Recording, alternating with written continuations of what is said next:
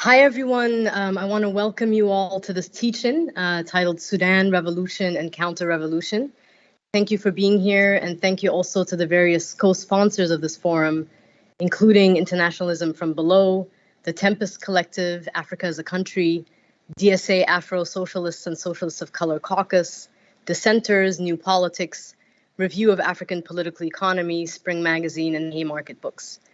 My name is Nasreen Al-Amin. I'm an assistant professor of international studies at Bryn Mawr College in Pennsylvania, and I'll be the moderator for today's conversation. We're gathering today to discuss not only the military coup that took place on October 25th in Sudan, or that some would argue began after the ouster of al-Bashir and its aftermath, but also the ongoing revolution in Sudan, demands made by the popular elements of the revolution, the role various international actors have played in Sudan since the ouster of al-Bashir, and the role people in the diaspora and beyond can play to support the revolution and to stand in solidarity with people in Sudan. To discuss all this, we have three brilliant minds and activists with us today: Muzan al-Nil, Raja Makawi, and Jean-Baptiste Galopin. I hope I didn't butcher your name. Before reading their bios, I'd like to say that because this is a teach-in rather than an academic panel, I'm mostly here to facilitate a conversation as best as I can, given that we're on Zoom. My aim is to speak as little as possible after this introduction, but to simply be the conduit between the audience's comments and questions and our guests. For this to be more like a conversation than a panel, I ask that you engage as if we were all sitting together. Send me your questions and comments, but please keep them relatively brief, and please use simple language. Before introducing our speakers who are joining us from London, Berlin, and Khartoum, I'd like to take a moment to pay homage to all those who have been killed resisting this military regime and to their loved ones, not only over the last 2 weeks, but over the past 30 years as well. Our first speaker today is Muzan al-Nil. Muzan al-Nil is an activist and writer in Sudan. She's based in Khartoum. She's the co-founder and managing director of the Innovation, Science, and Technology think tank for people-centered development, Istinad, in Khartoum, and is a non-resident fellow of the Tahrir Institute for Middle East Policy, focusing on a people-centric approach to economy, industry, and the environment in Sudan. She also consults on industrial policy at the Industrial Research and Consultancy Center in Sudan. Our second speaker is Jean-Baptiste Galopin. Jean-Baptiste is a researcher working on the Horn of Africa. He's the former Sudan researcher at Amnesty International and has written on the role of the UAE and Saudi Arabia in Sudan's counter-revolution and the political economy of the Sudanese transition. His writing has appeared in Le Monde Diplomatique, the London Review of Books, Democracy and Security, and the Project on Middle East Political Science.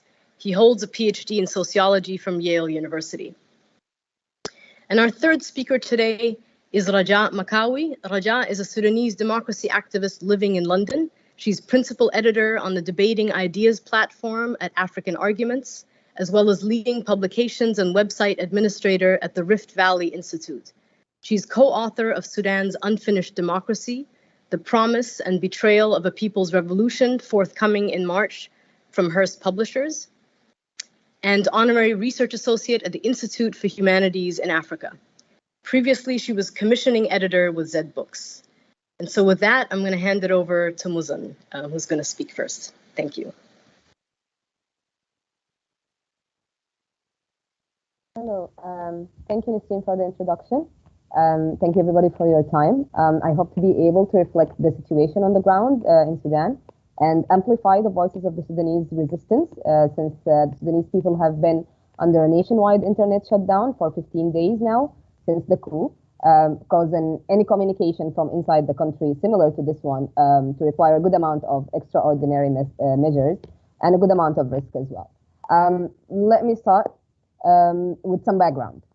Since signing the power sharing agreement in 2019 between the military and the civilians from the forces of the Declaration of Freedom of Change, known as the FFC, there was always a level of tension and conflict between the demands of the resistance and the policies and the decisions of the power-sharing government.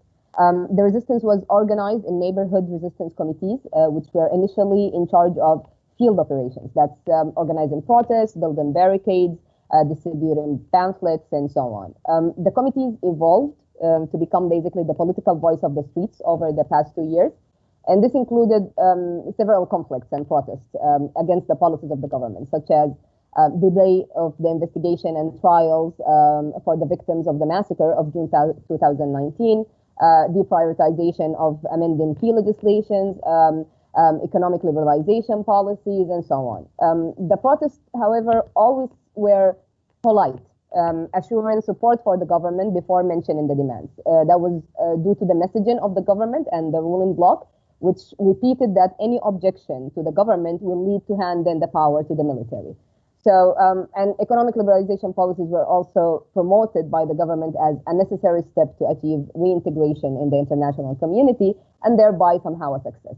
The same for the normalization with the occupation government on Palestinian land. And this bought the government a lot of time with the public. However, the government and the resistance committees kept drifting apart.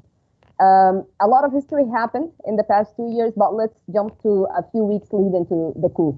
In those few weeks, maybe 6 weeks before the coup, tensions started rising between the military and the civilians in the government itself. Military leaders started giving speeches about the failure of the civilian government, utilizing the failure of economic liberalization measures, which actually led to over 150% increase in cost of living over the past year alone. So it's also worth noting that the head of the coup, General Burhan, has endorsed those same policies that he utilized as a tool for legitimizing the coup, has endorsed them in the first press conference that he did in the day right after the coup. Now, resistance committees and labor unions and different types of labor groups as well, and demand-based groups started preparing for the coup in the weeks before it. Some unions even issued proactive strike announcements that go effective at the moment of the coup, as written in the statements themselves. The resistance committees organized and called for the October 21st Millions March under the slogan, "Down with the partnership of blood." The partnership of blood here being the partnership between the military and the civilian. So at the level of the resistance committees, it was very clear by then that power cannot be shared and that the partnership with the military criminals or the military in general is a compromise on justice. The October 21st march was huge. From cities to camps of IDPs, people were in the streets that day. And my personal observation, however, of that day was that the slogans and the chants repeated by the protesters on the streets were not as radical as those in the posters of the resistance committees. People were still chanting for a civilian-led government. It was not down with the partnership of blood in the streets yet. People were chanting for handing over the seat of the head of the government to the civilian side within the same power-sharing agreement. There was no clear path for the people out of the agreement that the public could imagine and stand behind at that time. So on the morning of October 25th, with the coup signs becoming clearer, that included scrambling radio stations, regular programming on national television was put on hold and replaced with old music, internet shutdown, more army vehicles in the streets than usual. And in reality, since the power sharing agreement 2 years ago, military presence inside the cities has increased remarkably. But this was even more on the day of the coup. There were also the rumors of the detention of the prime minister and members of his cabinet, and people directly went to the streets in the early morning, as early as 6 a.m., building barricades and marching to the main streets and bridges. Strike calls were activated, basically, and the country was shut down on that day. We lost 4 martyrs on that day by the hands of the military coup, who went as far as firing anti-craft machine guns at protesters and inside neighborhoods. We lost more than 18 protesters since then. And those are the confirmed numbers, not counting what we might not hear of due to the internet shutdown and even occasionally phone network shutdown as well. The coup, however, hardened the position of the public and the resistance committees against the military. Total removal of the military from politics, which was seen as a radical and dreamy thing by many up until a few days before the coup, is now mainstream position of the Sudanese people. In the past 15 days since the coup, resistance committees engaged in tasks of organizing protests, building barricades, political education, enabling civil disobedience inside the neighborhoods by basically providing the basic goods and services for the population of the neighborhood. And in some areas, they even were working on electing and appointing local government. The labor force was also involved in strikes and protests, one of which was the teachers' protest yesterday, where over 100 teachers were detained and moved to prison. One of which was a teacher who suffered a miscarriage due to the violence of the coup forces and their refusal to provide her medical care. The labor organizations and their resistance, however, was not as successful, still is not as successful or organized as the resistance committees. That's just the reality. The reason behind that is basically that labor organization did not organize as much as the neighborhood resistance committees over the past 2 years. Maybe the policies of consensus that tinted the past 2 years have had a hand on that, as well as the delay of new union laws, necessary amendments of labor law to ensure the right to organize and strike.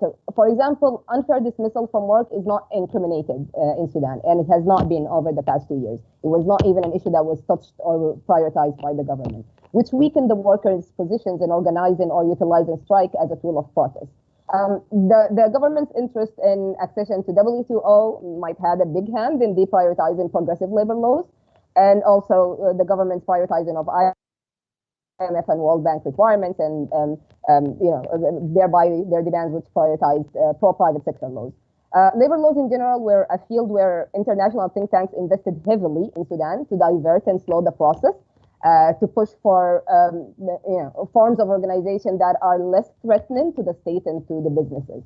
On the other side, even when the government tried to enact laws that limit the work of neighborhood resistance committees and turn them into part of the state apparatus, this was resisted by the resistance committees, and the government failed to do so. So basically, clear weaknesses can be seen regarding labor organization, and it's an issue that we need to work on to create a stronger resistance front as well. The power of the resistance committees, which basically came from their decentralization and their geography-based structure, it is also a weakness in terms of defining a political stance or an ideology, which is needed for the radical battle against counter-revolution. Currently, the resistance committees are leading the movement on the ground.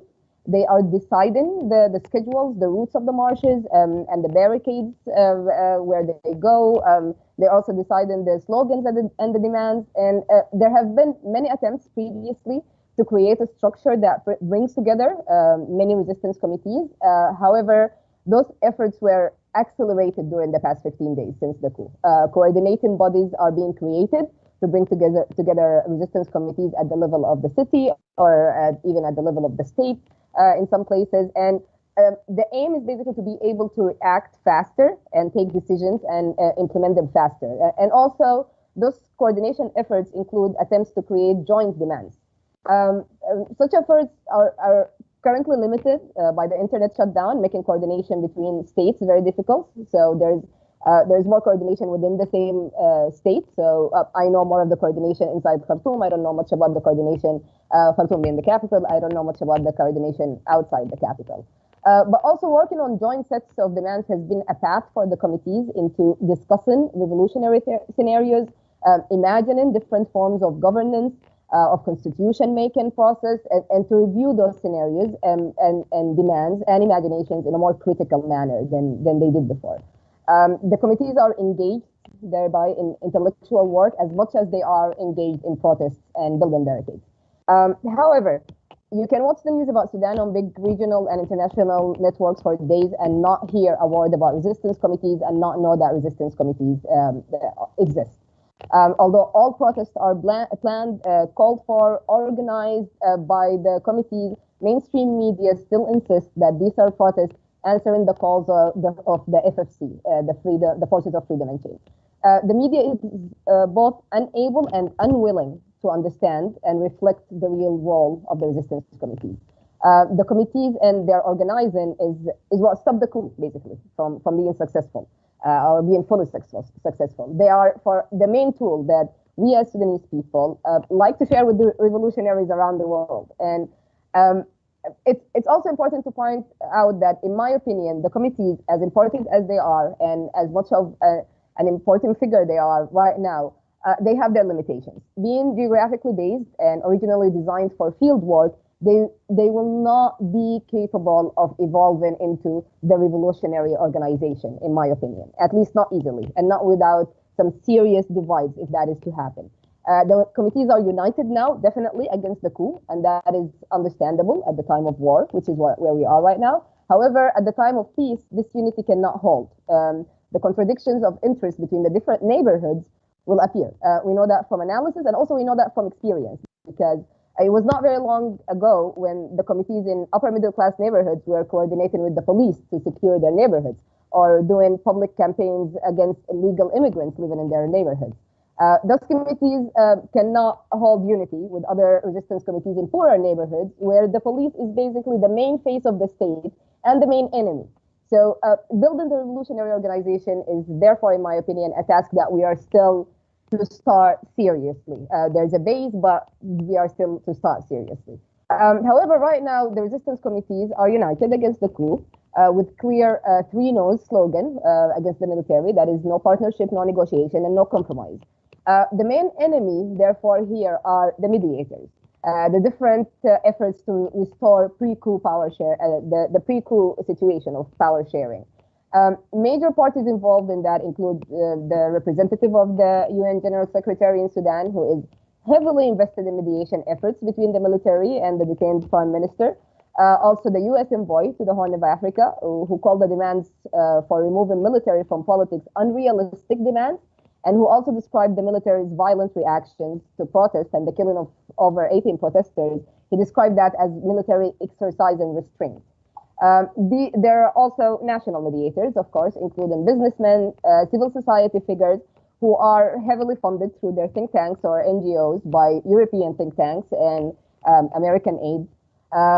These efforts were publicly rejected by the committees, which made several actors attempt to control, to restrain the work of the committees themselves. One of these attempts was a recent invitation by the prime minister, who's in detention, to the resistance committees to visit him for an update on the status quo. The resistance committees publicly rejected the invitation and announced that they can arrange public meetings for the prime minister in the streets if he wants to talk to the people, and that they are not interested in negotiations or mediation efforts. This rejection of closed rooms politics is brand new to Sudan, like actually many things and many actions and decisions that the resistance committees do. I tried as much as possible to highlight what the situation is like right now. And finally, I just want to highlight that the best support that the Sudanese revolution can get from international revolutionary allies is that for them to stop their counter-revolutionary government's efforts from forcing a government of killers on Sudan for a second time. Right? Wherever you are, just ask where and what your government is spending money on in Sudan and call out any counter-revolutionary efforts towards another compromise, or at least the attempts to again, for a second time, legitimize military ruling. Thank you very much. Thank you so much, Muzan, for that insight and analysis. We're going to go next to Jean-Baptiste.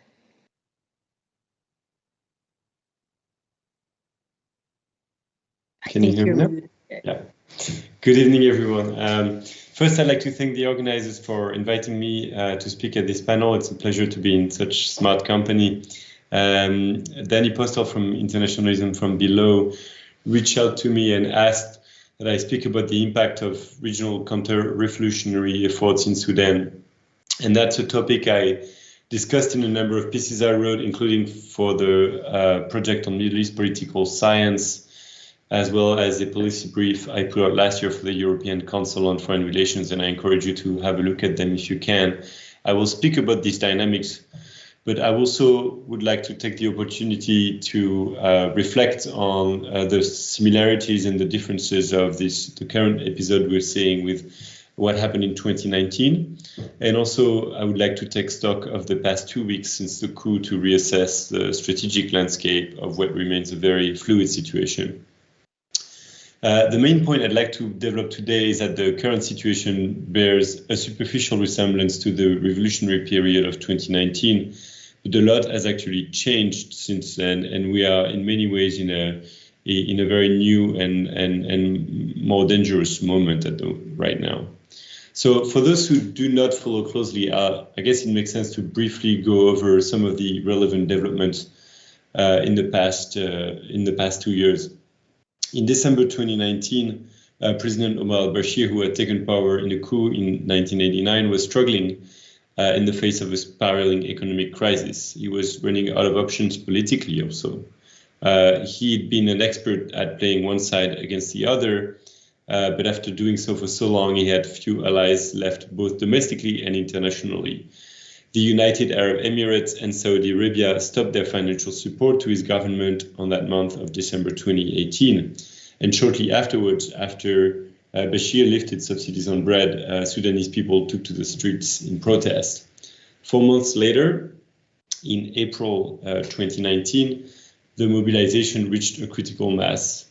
Hundreds of thousands of people, if not more, demonstrated across the country, and in Khartoum, the protesters staged a sit-in in front of the military headquarters. It's at that moment that the military, paramilitary, and security generals around Bashir turned against him.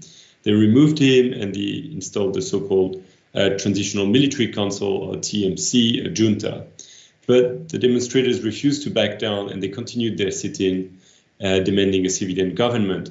The Transitional Military Council agreed to negotiate with the leaders of the opposition to Bashir, gathered under the umbrella of the Forces of Freedom of Change, the FFC. But the negotiations went nowhere at the beginning because the generals refused opposition demands for institutions in which the civilians would have the upper hand. And on the 3rd of June 2019, as many of you know, the police and paramilitary rapid support forces, a militia which traces its roots to the Janjaweed of Darfur, cracked on the sit-in, killing more than 130 people and injuring several hundred. The massacre prompted international outcry, but it did not discourage demonstrators who came out again by the hundreds of thousands, if not the millions, on the 30th of June 2019 to demand, again, civilian rule. And from the beginning, the Sudanese revolution was the arena for regional power plays. The UAE reached out to opposition groups in mid-February 2019 to gauge their willingness to enter a new configuration of power without Bashir, but with elements of the old regime. The UAE and Saudi Arabia backed General Mohammed Hamdan Daglo, known as Hemeti, the head of the RSF, and the UAE and Saudi Arabia also had close ties, of course, with military general Abdel Fattah al-Burhan, the new leader of the Transitional Military Council. Both had deployed in Yemen in the Saudi-led coalition. In the last days of Bashir's rule, both Saudi Arabia and the UAE reportedly offered Bashir an exit plan, which he refused. The generals under him then went to Cairo shortly before the coup to seek the support of the Arab Troika to their move. After that coup of April 2019, the Arab Troika threw its weight behind the new military regime. The UAE and Saudi Arabia offered $3 billion in direct support, some of it in cash, the rest in fuel and wheat. And as the negotiations between the TMC and the FFC were taking place, the UAE worked to co-opt a segment of the FFC known as Sudan Call. Over the summer of 2019, the FFC and the TMC ironed out the power sharing agreements thanks to a mediation of the African Union, but also under pressure from the US, the UK, Saudi Arabia and the UAE working together as the Quad. And this agreement, known as the Constitutional Declaration, formed the basis for what was meant to be a transition to free elections and a new constitutional order. In September 2019, Abdallah Hamdok was chosen by the FFC to become the prime minister. Western powers at the time praised the Constitutional Declaration as a basis for further reform. The idea was that we would have a civilian-led government, as with the ultimate objective of civilian rule, but in the short term. From the perspective of Western powers, the revolutionaries had to accommodate the presence of the military. In private, diplomats acknowledged that it was a compromise, a step down from the revolutionaries' demands for civilian rule, since the generals kept control of the ministries of defense and interior and had a strong presence in the mixed military-civilian sovereignty council, which was at the helm of the transition. The Sudanese Communist Party at the time denounced the deal as a soft landing for the generals. Let's now fast forward 2 years to the 25th of October 2021, when General Burhan put an end to these 2 years of transition. The coup began in the early hours of the morning with the arrest of Prime Minister Hamdok and senior figures of the FFC, including civilian members of the Sovereignty Council, but also ministers and party leaders. The coup had been expected, as Muzan said. Burhan had almost announced it with a campaign of maneuvering and astroturfing for the previous month. And hours before the arrest of civilian leaders, the US Special Envoy Jeffrey Feltman had warned Burhan that the US support to Sudan was contingent on a continuation of the transition. As soon as they woke up and learned of the coup, the Sudanese poured on the streets to protest. The foreign powers, most foreign powers and international organizations also issued a barrage of condemnations. The US, Germany, and the World Bank suspended their support. Usually in successful coups, and I refer you to the book of Noni Halsink called Seizing Power, which in my view is the best reference on the topic. In successful coups, the plotters act swiftly and decisively to create the perception that the success of the coup is inevitable. This perception becomes a self-fulfilling prophecy when those who would want to oppose the coup renounce to do it because they think it's already too late, even when it's not, and the coup is just underway. In the case of Burhan's takeover, this decisiveness was not on display. He waited until the late hours of the morning to make a statement.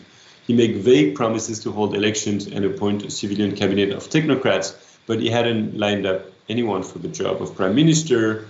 And people on the ground in Khartoum that morning didn't see a heavy security and military presence, which would grow bigger as the day went by. But in the morning, there were no clear signs of heavy deployment. In other words, the coup felt a little sloppy. In the past 2 weeks since then, we have seen more vacillations, which suggest that Burhan and his partner Hemeti don't really have a clear plan, or if they had a plan, they miscalculated the reaction to their coup and they're now largely improvising. Unfortunately, this doesn't mean that they will easily give up. In the first week after the coup, the military and security forces shot and killed protesters with live ammunition on many occasions, including on the 30th of October during the March of the Million, opposing military rule. The authorities also arrested more political leaders as well as grassroots activists following the first round of arrests. And Burhan otherwise appeared to accept the many international mediation efforts which emerged in reaction to the military takeover, including from the UN and the US. In that respect, the events at first looked a lot like what we saw during the spring and summer of 2019, when revolutionary demonstrations and international mediation tilted the balance of power and forced the military to compromise and accept some form of power sharing with civilians. The actors such as the UN or the US, as I mentioned, which have been involved in mediating between Burhan and Hamdok, who remains under house arrest, called for a return to the power sharing agreement of the constitutional declaration. It seemed that Burhan, in the first week or so after the coup, expected Hamdok to accept to return as prime minister in a new cabinet that would exclude the FFC and with a much smaller sovereignty council. An arrangement which in effect would use Hamdok's popularity to divide the revolutionaries. And this mediation was shaky from the beginning. Key civilian figures have remained in incommunicado detention, and with Hamdok under house arrest, one side was clearly been negotiating under coercion from the other side. For this reason, the process could not be expected to be taken seriously by the Sudanese who went out to protest the coup. In addition, Burhan, when he seized power, demonstrated that he will not keep his word, and for that reason, he cannot credibly commit to a new power-sharing agreement. Finally, by aiming for a return to the power-sharing agreement, the mediators overlooked a crucial political fact, which we already discussed in this panel, which is that the coup has convinced very large segments of the Sudanese population, and certainly an overwhelming majority of the Sudanese who have been demonstrating, that the military should not be allowed to stay in politics altogether. Over the past weeks, the prospect for an agreement in the short term between Burhan and Hamdok appears to have faded. Hamdok seems to have refused the arrangement that Burhan wanted, and he demands the release of political figures and activists who are currently detained. The junta, on the other hand, is giving signs that it is preparing to proceed without hamdog. The authorities have released senior Islamist figures from the ruling party of Omar al-Bashir, figures which could potentially serve as ministers in a new cabinet. The new authorities are also expanding their crackdown against civil society with a campaign of arrests. The plainclothes agents, which were ubiquitous under Bashir, are back.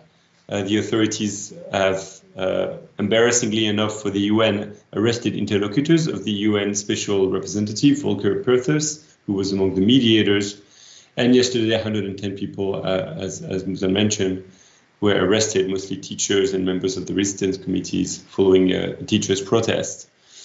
And as we've mentioned already, again, internet has been cut off for nearly 2 weeks. The generals are now closing ranks. Yesterday, Hemeti, the leader of the RSF, went on TV to announce his support for the coup after weeks of silence. Revolutionaries, for their part, remain defiant, and resistance committees have announced a new mass protest on the 13th of November. The situation, in my view, is extremely concerning. The past 2 years of transition and the coup of the 25th of October have convinced both the military and the grassroots revolutionaries that cooperation is not an option.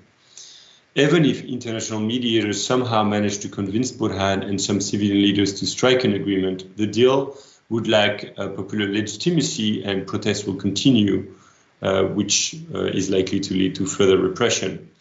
The most obvious course of action for Burhan and Hemeti at this stage is to try to move forward with their agenda of a technocratic cabinet and to play for time, hoping that the revolutionaries will get bored or discouraged and that the international front against the coup will somehow crack. This, by the way, is kind of what they did in April and May 2019 in comparable circumstances, where they really played for time and stalled in negotiations before cracking down on demonstrators on the 3rd of June. At this stage, it's very unlikely that the revolutionaries will demobilize. The coup has galvanized them, and they understand that the generals will try to stall. And the best response to that is to keep up the pressure with a regular schedule of mass protests. So it's fair to expect a large turnout for the 13th of November protests. So in short, we're going toward an escalation of the struggle for power. No one, of course, can predict where this power struggle will lead, but we can still try to spell out the factors that are likely to shape its outcome. First is the popular mobilization itself. And here I'd like to spell out a bit, a few findings from my PhD research into the Tunisian revolution to try to spell out some of the various effects of protest during these moments. First, one effect at the minimum is that they demonstrate preferences of the people who are on the street. When they're sufficiently large and sustained, they, however, can shape the balance of power also by signaling resolve and creating convergent understandings of what solution to the crisis is legitimate among the people who are on the streets. Demonstrations can also focalize demands. Mass sit-ins, for instance, can lead to the emergence of a single iconic demand, which can be invaluable, especially in movements that don't have a centralized leadership. This is what we saw in Tunisia during the revolution, where the sit-in at the Bardo led to the emergence of a demand for elections for a constituent assembly. And this is also what we saw in the sit-in of al-Qiyada in Sudan in 2019, where the demand for civilian rules really kind of largely emerged from the sit-in itself. And finally, in authoritarian settings like Sudan, mass demonstrations can encourage sympathetic mid-ranking officers of the military or the police to rebel and overthrow a military leadership. It's my hope that in the coming weeks, the resistance committees, which are the vanguard of the mobilization, will be able to organize in a way that reflects their own political priorities and maximizes participation and impact, and also in a way that anticipates the possibility that this will be a long and drawn-out protest. Over the past 3 years, they've developed a lot of experience and understand that efforts are now made to build a stronger and more visible leadership among the various resistance committees. The second factor that will shape the outcome of this power struggle is the international reaction. And what transpires so far gives me ground for more cautious optimism in comparison to 2019. Egypt, the UAE, and Russia were among the few countries that did not condemn the coup, but probably under US pressure, the UAE joined a statement with the US, the UK, and Saudi Arabia, calling for a restoration of the constitutional declaration. And while there is no doubt that the Gulf countries and Egypt have no appetite for democracy in Sudan, they seem for now to be on the back foot.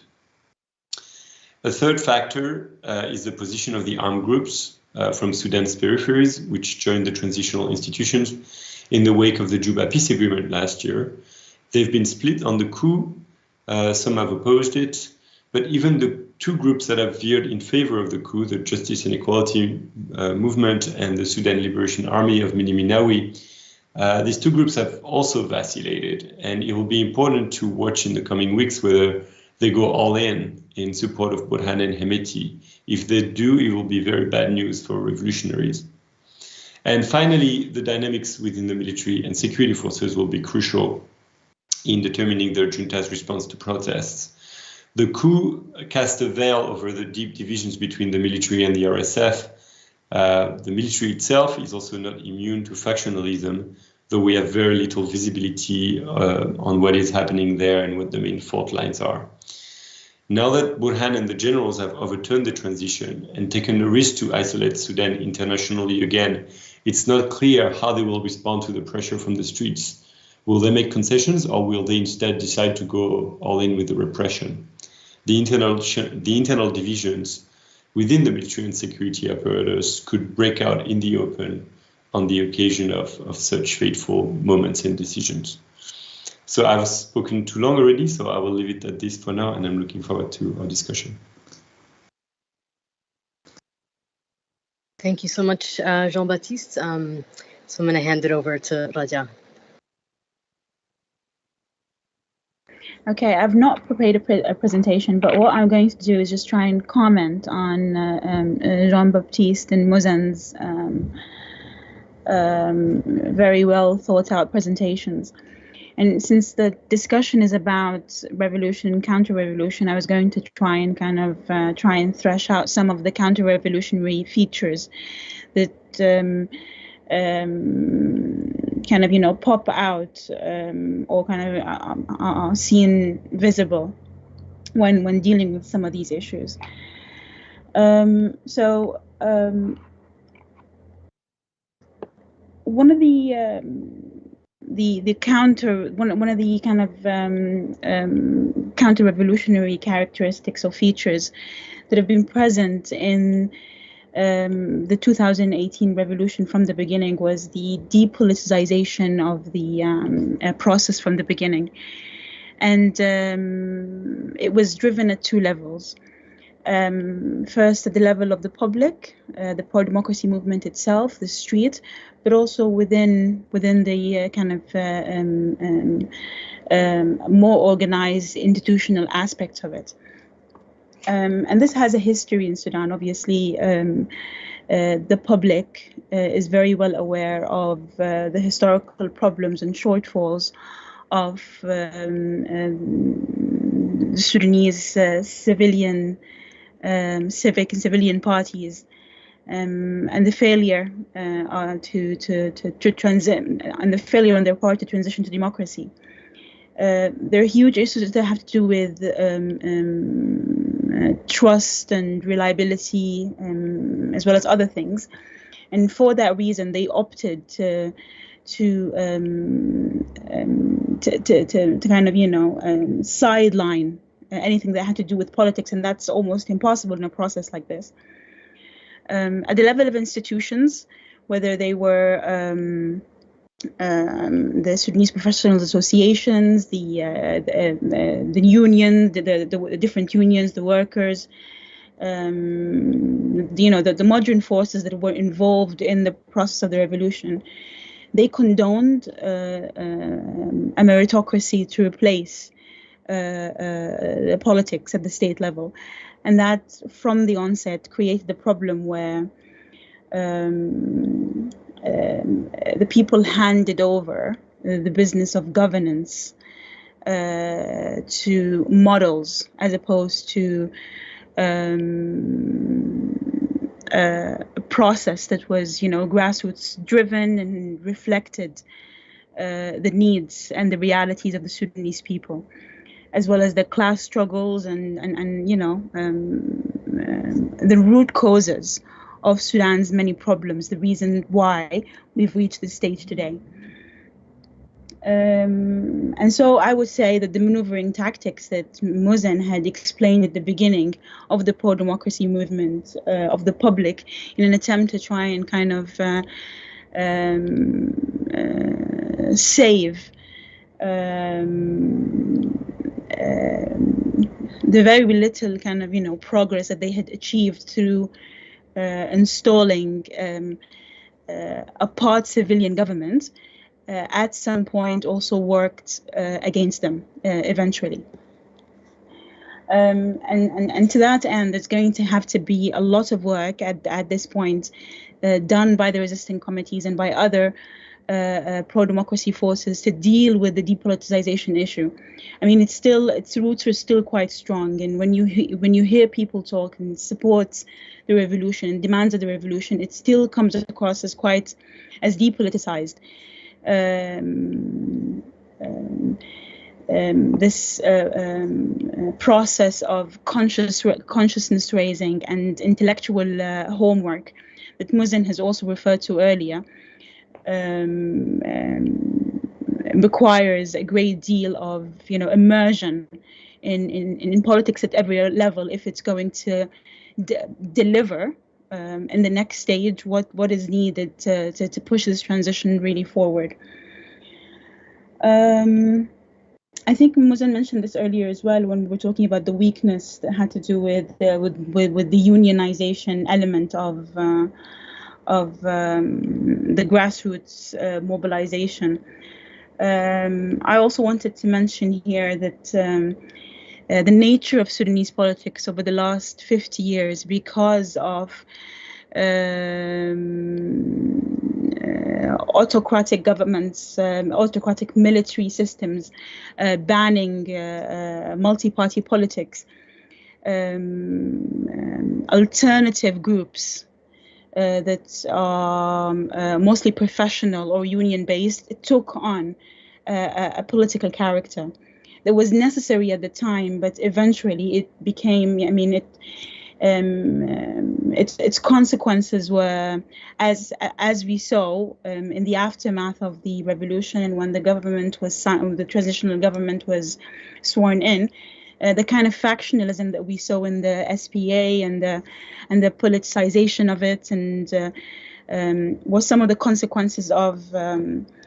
So just to explain again that this politicization of groups that were not meant to be political to begin with, created the hierarchy amongst different types of workers or different kind of professionals, blue and white, and as a result, the factionism within led to the preference of some groups, some professions over others, and it all played against or along certain class struggles or certain class lines. So on the top, you had certain professionals who were also closer to the state, were also closer to the state institutions, to the machinery of the state, and to the civilian cabinets. And these political affiliations did affect in a negative way the democratic outcome of labor and worker organization. So this is also something else that the pro-democracy movement is going to have to take on. How do they deal with the politicization of institutions and professional-based groups, while at the same time, on the other hand, they have depoliticized agendas.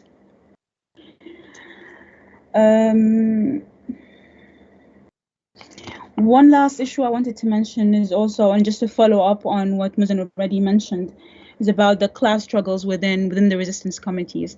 That if this vehicle, or if this kind of popular institution is to become the vanguard of the revolution and democracy moving forward, then yes, the issue of class differentiation not just between different neighborhoods, but across different states as well, will come to the surface at some point. And the really interesting thing is that they actually mimic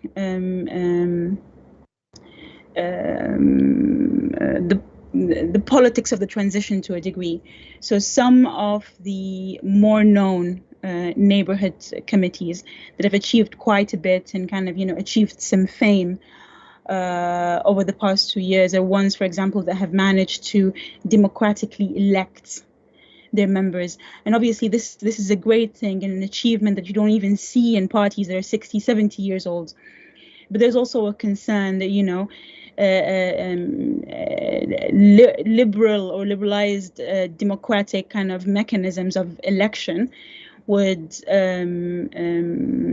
remain at the center, or the main form of defining an institution, rather than it electing alongside also developing political and class consciousness, and realizing that at some point, even if the state was to reform after a long battle, it is the sons and daughters of the petite bourgeois, members of resisting committees of high upper class neighborhoods like these, that will eventually inherit the state. The question is then, how do they manage and how do they govern in relation to the history of Sudan, its politics, but also moving forward based on this kind of collective mobilization that they've all gone through at some point. I think that's it. One last point I just wanted to make was about the information war and the issue of digital democracy and social media, the use of social media. Obviously, and at the same time, for those on social media, those who have access, those of us who are on the on the outside, the diaspora, you see a lot of state-based social media platforms, or kind of quasi state-based social media platforms that actually kind of peddle misinformation around the developments of events. And they're actually kind of devised in a very kind of, I would say, almost smart way. And they mostly have to do with Hamdouk and the negotiations and what points have been agreed on. And then others have to do with the normal running of the state affairs. So they talk about how the customs national office has, passed a policy that suggests that people will be able to get, tax cuts or tax breaks. And then you get another one that talks about how schools are running normally in different places, and some government official has met with another one in some place. And it gives you the sense that actually the strike has been broken, the civil disobedience has been kind of, disrupted. And obviously this creates a kind of, a ripple effect that might end up kind of weakening somehow the movement at some level. So these are comments just from my side to kind of just try and contribute to the rich discussion that Jean-Baptiste and Muzen had started. I'm happy to contribute again once there are discussions as part of the debate. Thank you.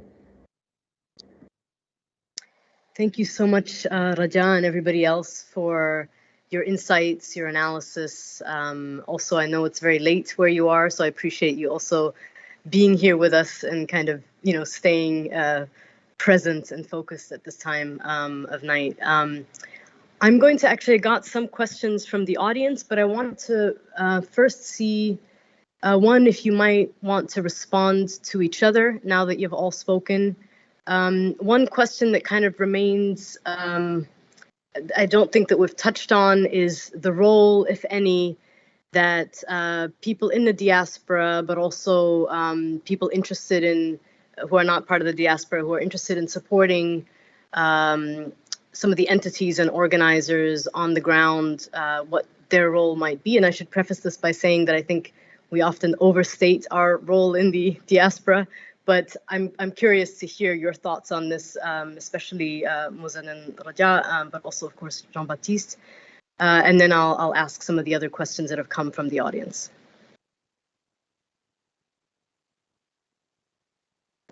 Okay, should I go first? Muzan, are you okay with me going first? Sure.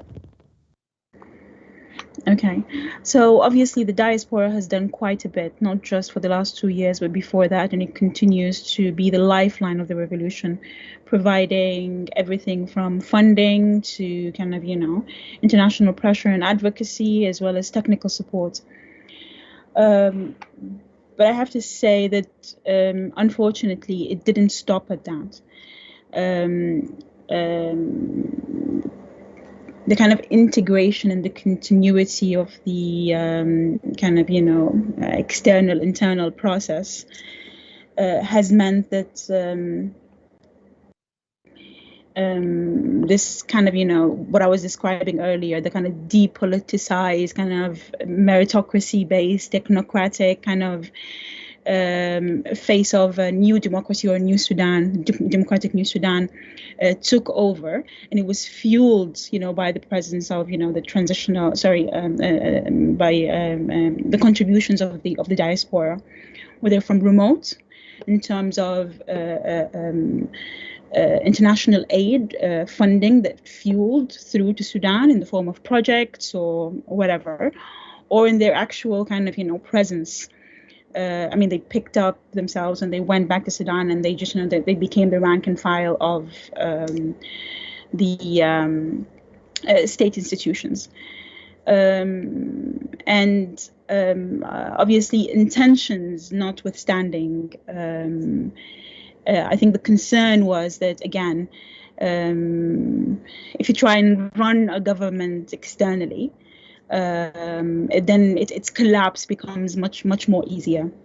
And I feel that we all as diaspora should really try and learn from our mistakes moving forward, and use all our resources to try and encourage, the people on the ground to decide for themselves how they want to be governed, what kind of politics they want to kind of employ in themselves and within the states, what democracy, have them define what democracy means, and not allow, these ideas of fancy technocracy to kind of, hijack what is meant to be at its core a political process. I say this because most of us diasporas, just by mere virtue of being away, it kind of depoliticizes you in a sense. Because you're just not part of, the everyday political economy of that country.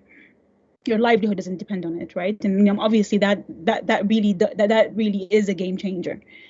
Your heart could be the right place. You could be following the details from abroad, but it's not the same as being connected to that country on a daily basis. And I've already started seeing some really kind of healthy approaches, compared to last time. So obviously, when the revolution, round 2 kicked off on the 25th, the first thing that most diasporas went to is start a fund, and it kind of it generated a lot of money immediately. People were really asking some really good questions about where this money was going to this time, how was it going to be used. I think this is essential, and also a part of developing the political consciousness of the diaspora as well. Where are the healthy limits of intervention? Because it's not just Western states and Western other countries that intervene in domestic politics, intervention could also be, influenced and done by diaspora groups. So that's it from my side. I'll give the chance to Muzan to. First of all, I'm sorry I had to turn off my video due to the connection quality. I hope the sound quality is better. I'll pick up from what Raja said regarding how to let the Sudanese people make their decisions about how they want to be, the form of governance they want. And a big part of that, I think I already said that, is hold back your counter-revolutionary governments. I think that's the main thing any ally of the Sudanese revolution, diaspora or otherwise, should do. You have a homework to do with your own government, or with the government that is held accountable to you, whether you are a citizen or a resident or whatever is your status at the place. If they're held accountable to you, you have a space to engage on that level. I'm also seeing regarding the engagement with the international community, there's also it evolved a lot over the past 2 years. While 2 years ago we had Sudanese diaspora going to the headquarters of the EU with signs of Help Sudan. We are seeing now a more confronting approach where they are at the embassies of the UAE and Saudi Arabia in countries.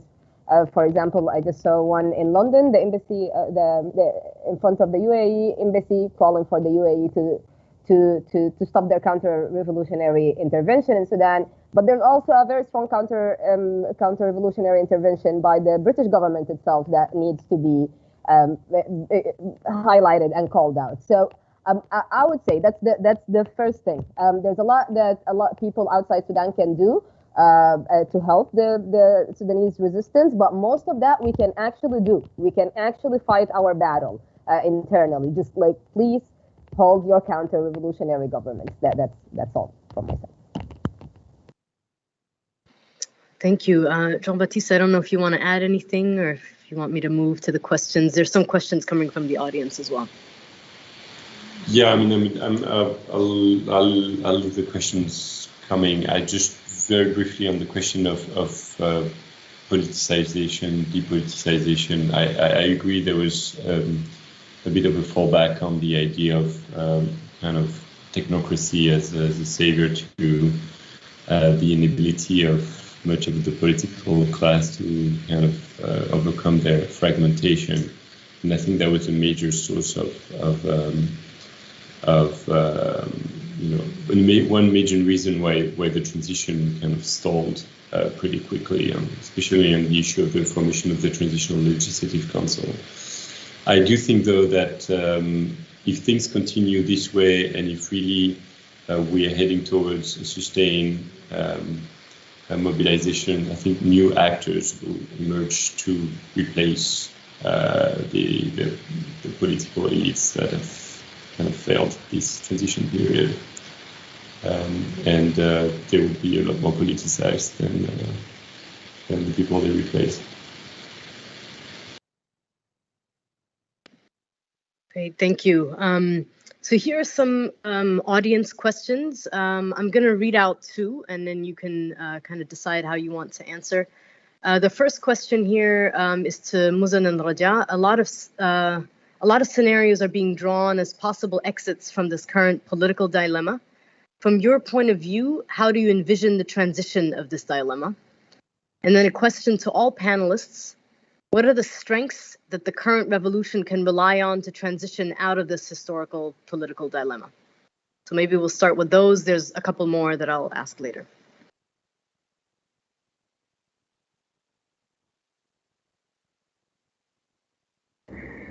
Sorry, Nisreen, could you repeat the second question, please? Sure. A question to all panelists. What are the strengths that the current revolution can rely on to transition out of this historical political dilemma? And they're also in the chat here.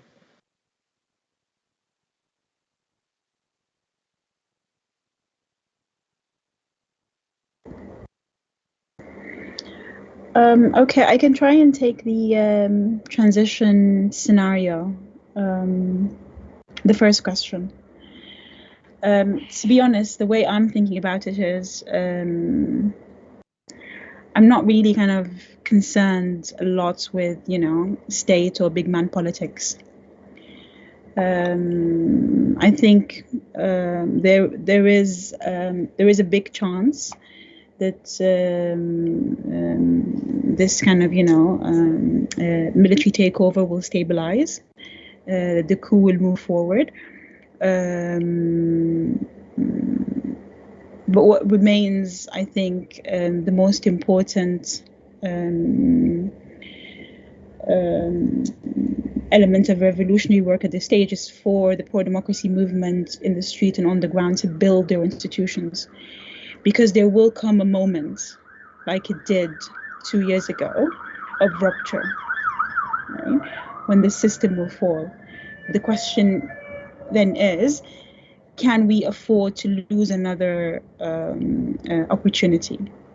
So for me, at least, building at the grassroots level of the resisting committees, their local kind of council-like level authority, and kind of fusing that with union work and labor's rights and the twinning of them, building them solid, developing their demands, developing their tools, their institutions, as they continue to push against, the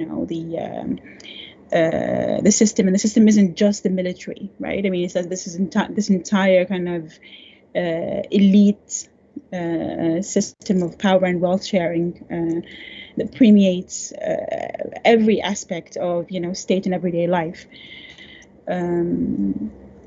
So yeah. Well, Thank if you. I jump in. Go ahead, please, Muslim. Sure. I don't know if we're asking about what is the scenario we would like to see happening, or the scenarios that can happen. Well, the scenarios that can happen, I no longer think that those are very predictable. We've seen that the military goes beyond the predictable and the reasonable. They've previously committed a massacre inside the capital, broadcasted massacre to a far extent via social media, and they were rewarded for that with a good share of power, if power can be shared, and basically with strengthening their position and their control over even the big portions of the economy. So what can happen once you do a massacre and you get rewarded to it? I don't think it's very easy to predict what you're going to do next. So whatever comes next is thanks to those who rewarded them 2 years ago. That is something to be remembered. What is the scenario that I would like to see happening, or I think is the way forward? I think Raja touched on it when she talked about that it's a full system that we need to think of. So we might know the civil acts of civil protest, whether it is strikes or marching and so on, that can get us to the point of what Jean-Baptiste called the critical mass in the streets, leading to the military or whoever is in power not being able to maintain the power anymore. Our problem had always been with what's next. And I think a good scenario starts by building the what's next from clearly targeting the points of power of the system, to have a clear plan of, at that moment, what do you do? It's not like at that moment that you are in the street, you're gonna march to all the military investments and take over them. That will be great, but there's a good chance that does not happen. But how do you take that first step within the march to break down where their power centers is? We always talk about uniting the militias in one national army. Our army has not been restructured since independence, so this is the same structure of the army of the colonial British at the time. So there's a lot to talk about when it comes to restructuring or reforming the army or the military force and so on. But also, how do you do that while they have their own money? You do have no control over it. So what I'm saying is that a good scenario starts by targeting the points, the centers of power, starts by creating steps that takes you forward to that point of totally dismantling it. It's to be detailed. I think that is the work, and that is the work of the revolutionary organization. This is not something that can be done without having the right, the right intellectual backing and the right ideology that you will use to figure out what is that power and how do you work around it. There's the question of the strength that the revolution can right now rely on. I think our strongest anything to support us right now is the experience of the past 2 years. It is very difficult, and we saw that over the past 2 weeks. It is very difficult to recycle the messaging of 2019. Whether it is we need to compromise to stop the bloodshed, whether it is the international community is on our side, so everything is going to be fine, you can return to your homes, whether it is good technocrats are going to take care of everything. All of those arguments, all of those messages that were used 2 years ago have been ridiculed over the past 2 weeks. Our biggest strength, I think, is going back to building on the experience, analyzing the experience, because even what we now know to some extent intuitively, and because the experience is so clear, that also fades away if there isn't proper critical analysis that is conveyed in the clearest language possible, so people can then internalize it and use it as they evaluate the next steps. So I would say the best thing that happened to us is that they did their coup after long enough, so we see how the compromise does not work, but it was soon enough that we still remember how it started and not willing to repeat it again.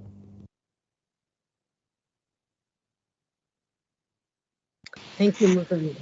Jean-Baptiste, would you like to comment as well? Yeah, I mean, I just have a few ideas on what's been said. I mean, I'd like to respectfully disagree with Raja. I think as much as long-term building the revolutionary forces in the long term is important. If the coup succeeds and consolidates itself, the resistance committees won't have the luxury to remain active and recruit and build themselves over the long term. There will be a widespread crackdown, and that will be the end of it for 20 years, which is why the current period is so critical, and which is why the question of who controls the state is so critical. I think what's maybe kind of missing a bit in the conversation is how the kind of reality of the state that Bashir built, which is a state with a bloated military and security apparatus, various segments deeply distrusting each other. We also have all the armed groups, of course. Like there are hundreds of thousands of armed men in Sudan who are organized in factions, and I'm very concerned about what will happen if they're among themselves and they become the main political actors. Then I think there's a serious risk that Sudan could drift at one point into civil war, the same way South Sudan drifted into civil war when you just had two factions of the states competing with one another, two armed factions. So I do think the challenge right now for revolutionaries in Sudan is to articulate how to get to a point where the military is not in charge. I mean, what are the ways that this could happen? And the solutions there are, I mean, the ways it could happen are all fraught with risks or ethical issues, right? One issue would be to offer a golden retirement to Burhan and Hemeti for them to go to Saudi Arabia like Ben Ali did. Of course, that poses serious problems for justice and accountability. Another path forward would be for the revolutionaries to find allies within the military and security apparatus, people who would be willing to subordinate themselves to a civilian role.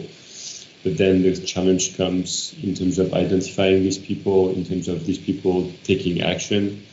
which is also fraught with risk. I think these are really the questions I think that should be at the center of the strategic reflection of the revolutionaries in terms of how do we go from no to civilian rule to actually getting there, because there is a very basic reality, which is that there is an asymmetry of power between the people who hold the gun and people who are in the crosshair, and that's kind of unfortunately a defining kind of characteristic of these moments of crisis and revolution. So how do we go beyond this problem? I think that's the question that will need to be answered in the coming few months. Thank you. So there are a couple of questions that relate to the diaspora's role, but I'm going to actually ask. So I'm going to ask a couple at once, and then you can kind of decide which ones you want to answer. The first one is not about the diaspora, but it reads: we heard of attempts by the resistance committees to assign their own spokespersons. If true, are we seeing the first steps towards a more elaborate political agenda and leadership? I'm going to just read it twice because it's not in the chat. We heard of attempts by the resistance committees to assign their own spokespersons. If true, are we seeing the first steps towards a more elaborate political agenda and leadership? And then there are a couple from, sorry, I'm trying to pull them up here. Can you please elaborate on how to strengthen the diaspora's role? Not just protesting in front of UAE, Egypt, and Saudi Arabian embassies. I would appreciate a concrete political actions to perform. And then relatedly, are we expecting, or from the same person, are we expecting any de-escalation from the military remaining al-Bashir security forces, RSF, with the growing Sudanese populist movement? So those are, I know, three very different questions, but again, however you want to answer them first, and which you don't have to answer all of them, but yeah. Can you repeat the third question, please, Nasreen? Sure. The third question was, are we expecting any de-escalation from the military remaining al-Bashir security forces, RSF, with the growing Sudanese populist movement?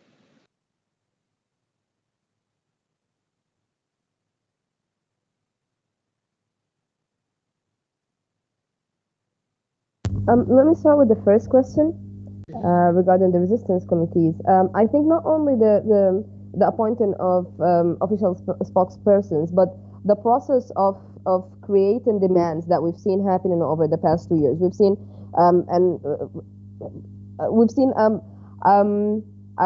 to a far extent a very transparent process of one resistance committee putting out their demands being adopted by another or being rephrased by another, or another committee creating a different set of demands and coming together within a structure of one city or one state to share demands. And that's what I was talking about, that the attempts to create joint demands or joint charters or declarations by the resistance committees, those are what pushing the resistance committees to elaborate further their political stances, even to think further about their political stances and what the three no's means. What is no compromise? What is a compromise? To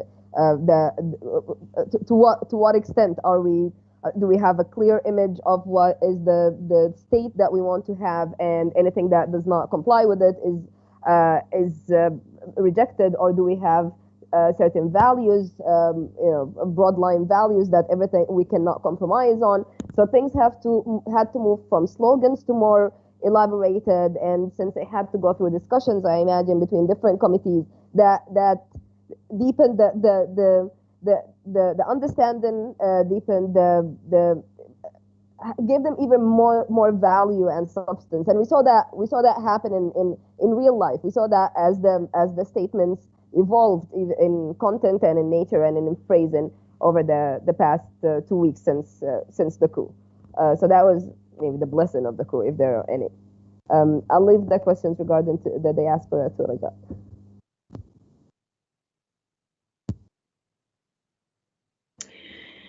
Okay. Well, I mean, I've touched on this quite a bit earlier. But I think it falls on the diaspora as a group with a lot of access to different kind of resources, right? And like a strong group whose presence inside and outside Sudan is felt. So I would say that maybe part of the work is to answer this question for themselves as well, right? It's part of this process of understanding how they fit or how their contribution could be more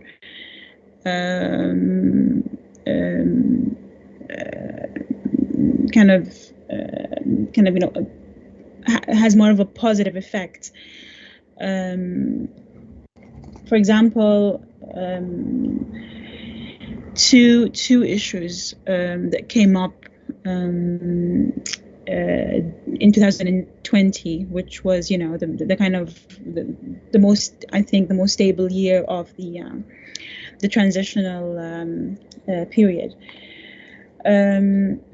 So one of them has to do with how Sudan was reported on in international media outlets, but also how it was kind of conceptualized, and how this transition period. It was mostly kind of related to the outside world through the eyes and mouthpieces of the diaspora. And the accounts were lacking, and I could understand why, because obviously it was communicated from the perspectives of the diaspora whose presence in Sudan or whose kind of connection was short, but also kind of limited by the possibility of access and language and many other things. So that's one thing. The other thing is, I feel that maybe they haven't done the necessary work in the same sense that the pro-democracy movement is doing on the ground to build, mechanisms to allow for them to become a conduit between the world and the Sudanese. And I think only they have that kind of ability. Just one example is just what Mozan referred to earlier, that this has been happening for almost 3 years now. And where we are with international media is that we still the international media outlets have not developed the right kind of contact list with experts on Sudan or contacts in Sudan to kind of debrief them on these kind of situations when they happen, or when these kind of escalations happen. The kind of systems in place still, despite some of these platforms having a lot of resources, they do not allow for the kind of differences in access to language and as well as other skills that allows the information to come in from the people themselves. And all these systems, they have to be built. Someone has to contribute to their creation. They're just, otherwise it's going to be just the same situation on and on. That's one thing. The other thing is that the diaspora in this age and time is part of a transnational kind of political but also economic class whose roots and heritage are connected to Sudan, but also this movement of this the kind of labor and middle class based on their professional skills from one place to another. So we're seeing an emergence of a new type of professional elite. And we've seen that in Sudan during the transition, again with this kind of emergence of emergence of demand for a technocracy, and most of them did come either from the Americas or even from the Gulf countries. That's on the surface. Behind the scenes, with the political parties, especially the new ones like the Sudan Congress Party, the groups or the people, or let's say that the sliver that made up the hefty cadres of the Congress Party, just behind the politicians. You couldn't see them, but you knew were there, were actually made up of, the professionals who have, lived for decades or second generation, in the Gulf and Western countries or wherever. By profession, in terms of skill, they were actually quite advanced. They occupied kind of, really kind of high level jobs in sectors that were, to Sudan, they were vital. So we're talking gas, we're talking petrol, we're talking, whatever productive sector it is, it was kind of, a transnational kind of, connection.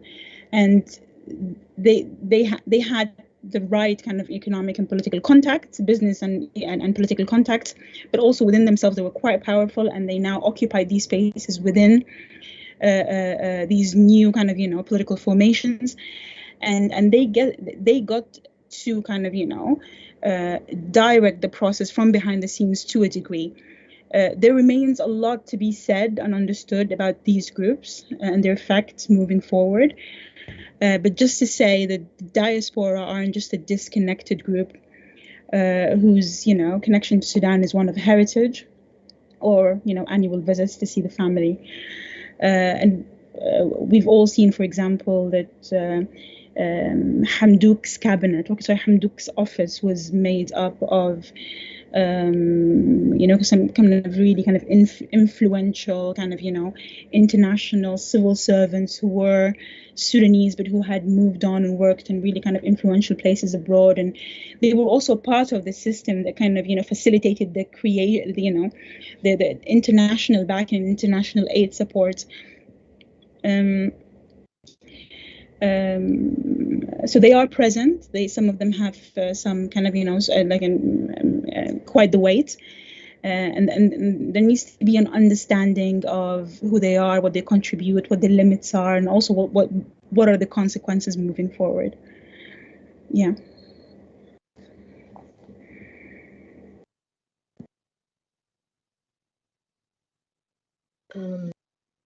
Great, thank you. I'm going to move on to another question that came.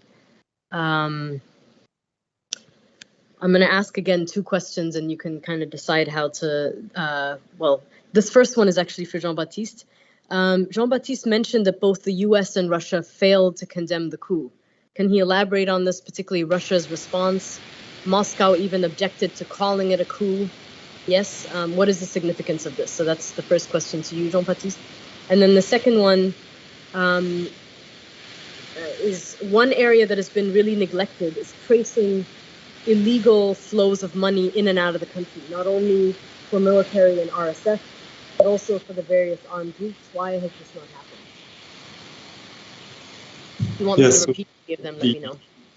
Yeah, the UAE and Russia failed to condemn the coup, not the US. But when it comes to Russia, I mean, Russia's long-standing ties to SAF. Actually, the most weapons that SAF has been used were Russian traditionally, and despite the efforts by the US to really kind of bring Sudan in its orbit since the beginning of the transition in 2019, I think the military has really tried to keep good relations with Russia, as evidenced by the discussions around the creation of a Russian naval base in Sawakin. From the perspective of Hemeti, Hemeti has ties with the Wagner Group, which is, as you probably know, kind of an official arm of the Russian state. That's been revealed by Mujahid Bushra, actually, an investigative journalist. So the logic there would be that they just would expect a successful coup to draw Sudan away from the US and allow Russian Sudanese relations to strengthen. at least relations with the military. When it comes to tracing the illegal flows of money in and out of the country, when it comes to the military and the RSF, it's very difficult to do. I mean, I've done this. Other people have tried to do this. It got me declared PNG in December. Other people have done this, and it's very difficult. I mean, a lot of this is, operating through shell companies with cash transactions. Gold being flown out of Sudan straight into the UAE without being, on private airplanes. So it's just very difficult to document in general.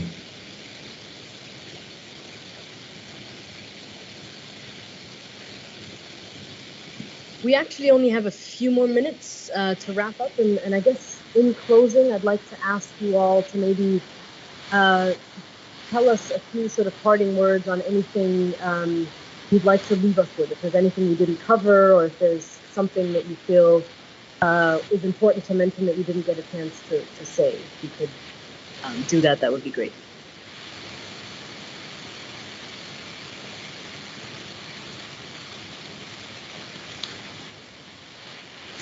Maybe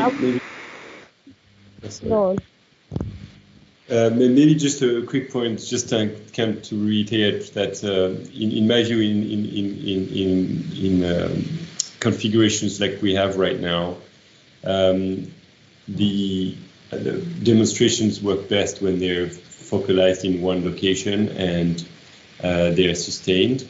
And so this is really what I think changed the game after 4 months of protest in 2019, when the sit-in started.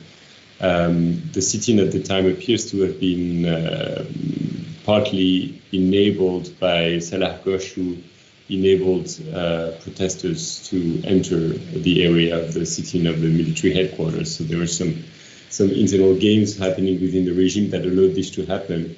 But I do think these are the kind of these configurations are really what kind of changed the calculations of regime actors. When you have very large numbers of people in one location at a given moment in time, and that leads to the emergence of clear demands.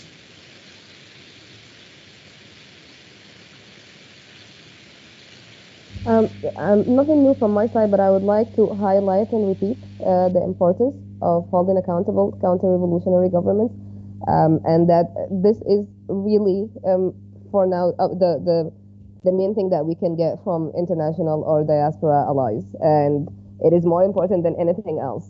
If you have an ambassador in Sudan, they probably announced their support for a return to a pre-October 25th situation, and we are rejecting that, and making it harder for them to say that makes it easier for us to say something different. If you want to support the Sudanese revolution, that's where it starts, probably inside your own government. Thank you.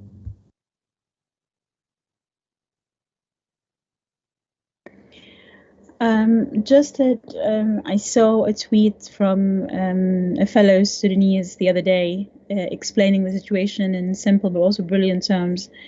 This struggle to kind of end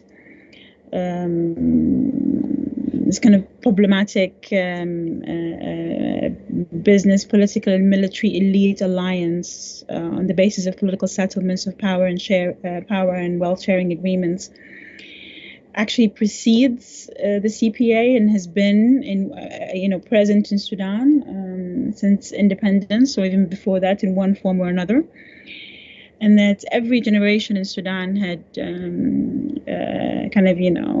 postponed the fight in order to maintain its privileges. Just pushed it to the generation, beneath it. And he said that we can no longer afford to do this, and then now is the time for this battle to be taken and for this cause to be settled. And it seems that the street is ready. So this is where we are.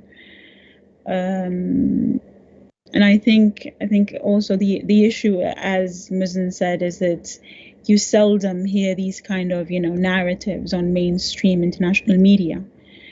And this is why probably the world or the international community, who is supportive of Sudan, Sudanese people and the revolution, who are getting only the one-sided events and details of, big man politics or state politics. They are amiss as to, the kind of emotions and demands that drive the public. I just wanted to end on that note and just say, when I read it, I'm a Sudanese, I'm from Sudan, I follow the details, but it gave me gave me a spur of hope that at times it feels almost almost impossible to maintain or keep a hold on.